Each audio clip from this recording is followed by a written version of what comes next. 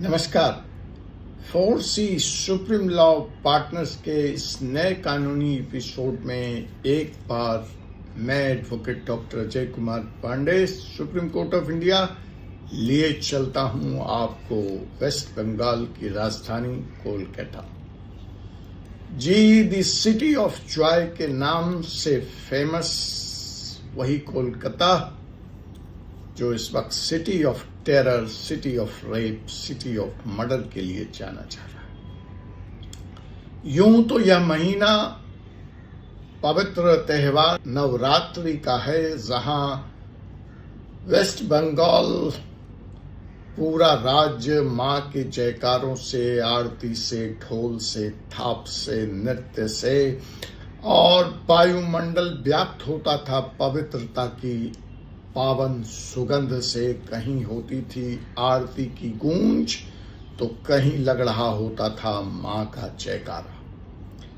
लेकिन न जाने मां को और मां की पूजा को, कलकत्ता को और पूरे वेस्ट बंगाल को, शक्ति साधना की स्थली को किसकी नजर लग गई।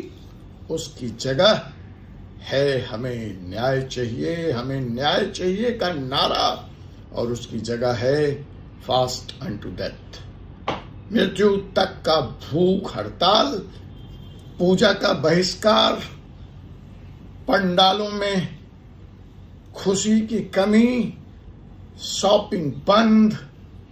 पूजा है, आस्था है, लोग पूजा तो कर रहे हैं, लेकिन वो खुशी, वो उमंग, वो उत्साह,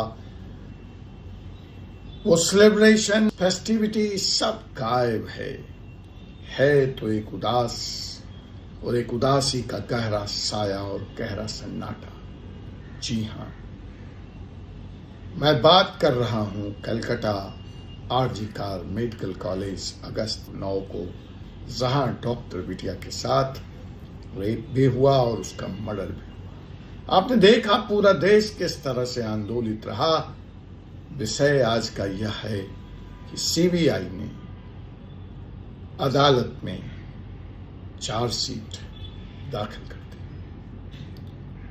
चार्जशीट की मुख्य बातें तो अभी सामने नहीं आई हैं, लेकिन जितनी बातें पता चली है उससे यह स्पष्ट हो गया है, या जैसा सीबीआई इस हाल पे अभी जिस नतीजे पे पहुंची है कि डॉक्टर बिटिया के साथ जो गैंग रेप का शक था, जो गैंग रेप का आरोप था, जो यह आरोप था कि इस अपराध में और कई व्यक्ति शामिल थे, वह फिलहाल साबित नहीं हुआ। अर्थात अगर एक लाइन में कहें तो डॉक्टर बिटिया के साथ गैंग रेप नहीं हुआ। सीबीआई चार्जशीट के मुताबिक सीबीआई ने इसमें सिर्फ और सिर्फ रेप के लिए और मर्डर के लिए जो मुख्य अपराधी है संजय, उसको ही मुजरिम बनाया है, जो फिलहाल सीबीआई की गिरफ्त में है।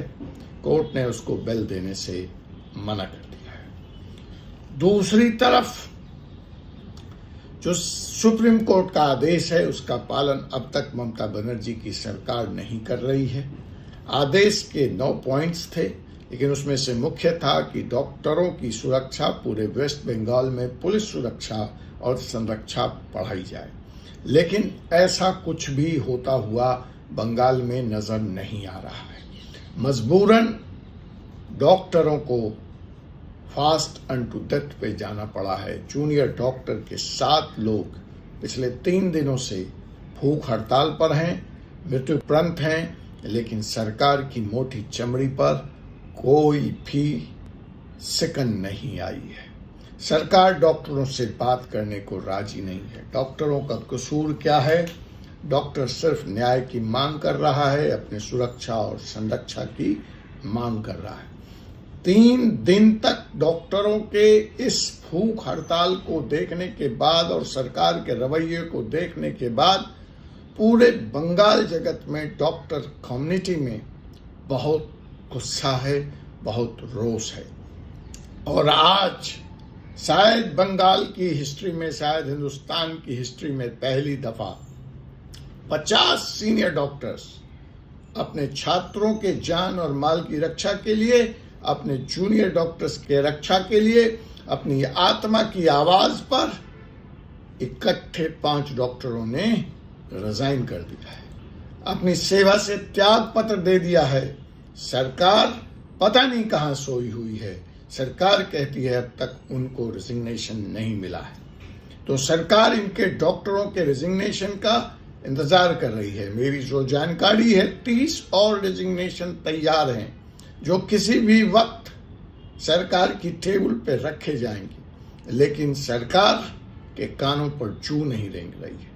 मुख्य मांगे 2 हैं, डॉक्टरों की सुरक्षा, पुलिस व्यवस्था, पुलिस बंदोबस्त, लॉ एंड ऑर्डर जो सुप्रीम कोर्ट भी कह रहा है हॉस्पिटल में, और हेल्थ सेक्रेटरी, मौजूदा हेल्थ सेक्रेटरी को हटाया जाना। लेकिन ममता बनर्जी तो जिद के लिए जानी जाती हैं और वो अपनी जिद पर अड़ी हुई। इन सब का जो तीसरा एंगल है, तीसरा त्रिकोण है कि पूरे शहर में, पूरे कलकत्ता में जहां 85,000 से ज्यादा स्टॉल लगाए जाते थे, पंडाल लगाए जाते थे, पूरे साल भर का व्यवसाय इस पूजा के साथ जुड़ा था। 33,000 करोड़ 34,000 करोड़ का व्यवसाय इस दुर्गा पूजा के दरमियान कलकत्ता में होता था और कई बंगाल के परिवार पूरे साल भर तक अपने व्यवसाय के लिए, अपने रेवेन्यू के लिए इसी पूजा पर निर्भर थे। ढोल वाले, थाप वाले, फूड स्टॉल वाले, इलेक्ट्रीशियन, डेकोरेटर्स, फूल वाले, माला वाले, और साल भर इसी की कमाई से वो अपना साल निकालते थे। उनके सामने तो जीवन और मरण का प्रश्न खड़ा हो गया है, क्योंकि जो बंगाली बंधु हैं, जो बंगाली जनता है, वो कह रही है हम उस माँ की, उस शक्ति की आराधना कैसे करें जब जीवित शक्ति, माँ का जीवित रूप स्त्री शक्ति को यहाँ दबाया जा रहा है, कुचला जा रहा है, उनके साथ बलात्कार हो रहा है, उनको न्याय नहीं मिल रहा है। हम कैसे माँ का जयकारा लगाएं जब हम एक तरफ हमारे जूनियर डॉक्टर्स स्ट्राइक पे हैं, भूख हड़ताल पर हैं, वो नहीं खा रहे हैं, हम कैसे सेलिब्रेट करें, हम कैसे खा सकते हैं? आखिर उनका कोई अपना तो नहीं गया है, वो हमारी माँ बहन बेटियों के लिए भूख हड़ताल की मांग पर हैं। और उनको देखते हुए सीनियर डॉक्टर्स कह रहे हैं जब हमारे छात्र ही सुरक्षित नहीं हैं, जब हमारे जूनियर डॉक्टर ही सुरक्षित नहीं हैं, तो हमें क्या हक है सरकार से तनख्वाह लेने का? और वो मास में रिजिग्नेशंस दे रहे हैं। जो लोग दुर्गा पूजा के व्यवसाय से जुड़े हैं, सामान ला के स्टॉक कर लिया था, वो कह रहे हैं हमारे गोडाउन अटे पड़े हैं, हमारा सामान मूव भी नहीं हुआ है। तो यह बड़ा सामाजिक दुष्परिणाम है उस डॉक्टर बिटिया की हत्या और मर्डर का, लेकिन ममता बनर्जी के कानों पर जू नहीं रेंग रही है। दूसरी तरफ जो पंडाल लगे भी हैं वो भारी नुकसान का प्रेशर बहन कर रहे हैं। उन्होंने कहा माँ की पूजा होनी थी, इसलिए हमने अपने जेब से या क्लब के फंड से पैसे तो खर्च कर लिए, लेकिन हमें विज्ञापन मिल जाता था जिससे कि इन खर्चों को समायोजित कर लिया जाता था। लेकिन इस बार जो अनसर्टेनिटी बनी हुई है उसको देखते हुए जो कॉर्पोरेट हाउसेस हैं वो विज्ञापन के लिए सामने नहीं आए। मसलन हमें विज्ञापन नहीं मिला। इधर नैतिकता के आधार पर ममता बनर्जी ने जो तमाम क्लब्स को और हर पंडाल को 85,000 रुपया प्रति पंडाल देने की घोषणा की थी, उसका ज्यादातर पंडालों ने बहिष्कार किया है कि हमें ऐसे सरकार से समर्थन या पैसा नहीं चाहिए जो जीवित मात्र शक्ति की रक्षा नहीं कर सकती है। तो इस पूरे माहौल में इस साल का दुर्गा पूजा हम सब के लिए खुशियों की जगह उदासी, आंसू और न्याय की उम्मीद लेकर आया है। सीबीआई का अगर आरोप पत्र चार्जशीट सही है और डॉक्टर बिटिया के साथ बलात्कारी सिर्फ एक व्यक्ति था और उसको सजा मिलती है, उसको फांसी मिलती है, तो दिल को थोड़ा सुकून होगा। और यह जानकर भी थोड़ा सुकून मिल रहा है कि चलो एक कुत्सित, घृणित और भयंकर अपराध में गैंग रेप तो नहीं था। आपसे पुनः मुलाकात होगी एक ऐसे ही विषय के साथ अगले एपिसोड में। तब तक के लिए मुझे डॉक्टर अजय कुमार पांडे को अनुमति दीजिए। जय हिंद, जय भारत। मैं अमूनन की तरह आज भी यह कह गया कि आपसे पुनः मुलाकात होगी एक ऐसे ही विषय के साथ। मैं माफ़ी चाहूँगा। भगवान न करे मुझे इस विषय पर या इस जैसे विषय पर दूसरी कोई वीडियो बनानी पड़े।